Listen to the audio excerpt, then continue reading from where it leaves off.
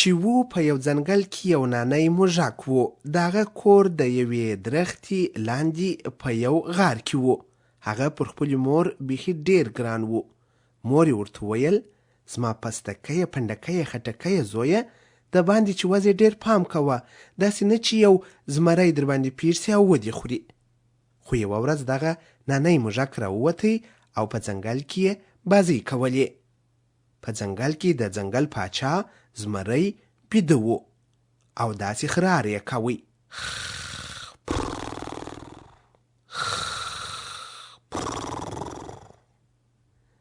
موږک راغلی او د زمري په لکۍ یې بازۍ شروع کړې. لکۍ به یې پورته کړه، بیا به یې کښته کړه، بیا به یې پر شا ور وځغستل، بیا به یې غوږ ته ور وختئ. په دغه حال کې زمری راکښېنستی. موږک یې په لاس ونیوی او په دردمن اواز یې ورته وویل ولې دې راویښ کړم کښ موږکه اوس به دې وخورم. نانی موږک ورته ویل زمریه ما مه خوره، زه نانی موږک یم، پستکی یم، پنډکی یم، خټکی یم. زما مور ماته داسې وایي. که زه کور ته ولاړ نسم زما مور به ژاړي، وایي زما خټکی پنډکی نه دی راغلی.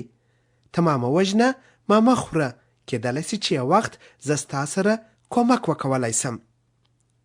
زمري چې کله د موږک دا خبره واورېده نو خندا ورغلله. ته او زما سره کومک؟ ویل ته خو دونه نانی یې او زه دونه زورور یم، د ځنګل پاچا یم، ته به څنګه زما سره یو ورځ کومک کوې؟ ځه ولاړ سه کور ته چې بله ورځ دې خواته رانسې او ما په عذاب نه کې.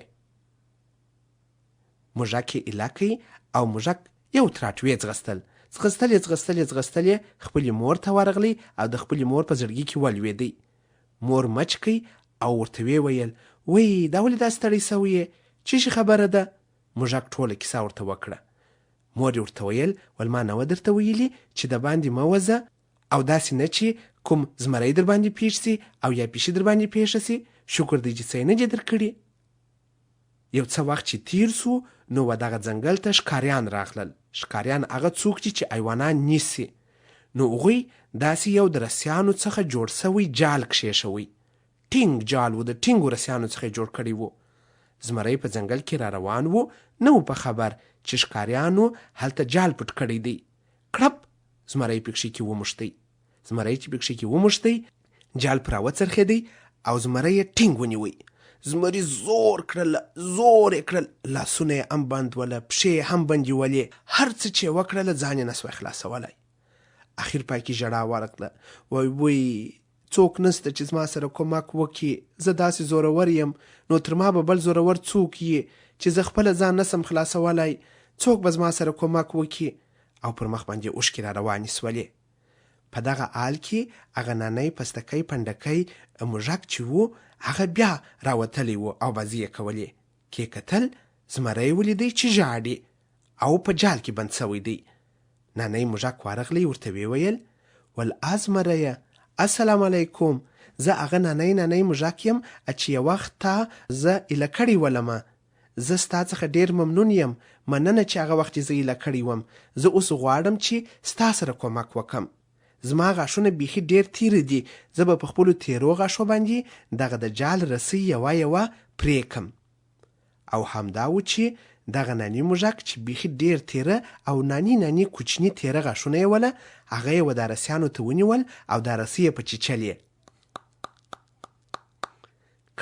کرار یوه رسۍ پرې کړله او په دا جال کې لوی سری جوړ سو او زمری ځینې راووتی. همدا و چې زمری بیخي ډېر خوشحاله سو. د خدای څخه شکر ویستی او بیا یې د نانی موږک څخه مننه وکړه. ول مننه نانی پستکی پنډکی موږکه چې زما سره دې کومک وکړي، او ول وبخښه چې ما هغه وخت فکر کړی و چې ته نانی یې او د هیڅ کار نه یې. زمری وویل ول د دې وروسته به زه هیڅ کله چاته په ټیټ نظر ونه ګورم. داسې فکر به د هیچا په هکله ونه کم چې هغه کوچنی دی او کمزوره دی. نو داسې به وکړو چې د دې وروسته ته زما دوست جوړ سه، زما ملګری سه، یو ځای به بازۍ کوو. نانی موږک ورته ویل ول ښه دی. همدا و چې موږک را ولاړ سو، د زمري پر شا کښېنستی او زمري په تیزه باندې ځغستا شروع کړه چې دغه ناني موږک ته چکر ورکړي او ځنګل ور وښیي.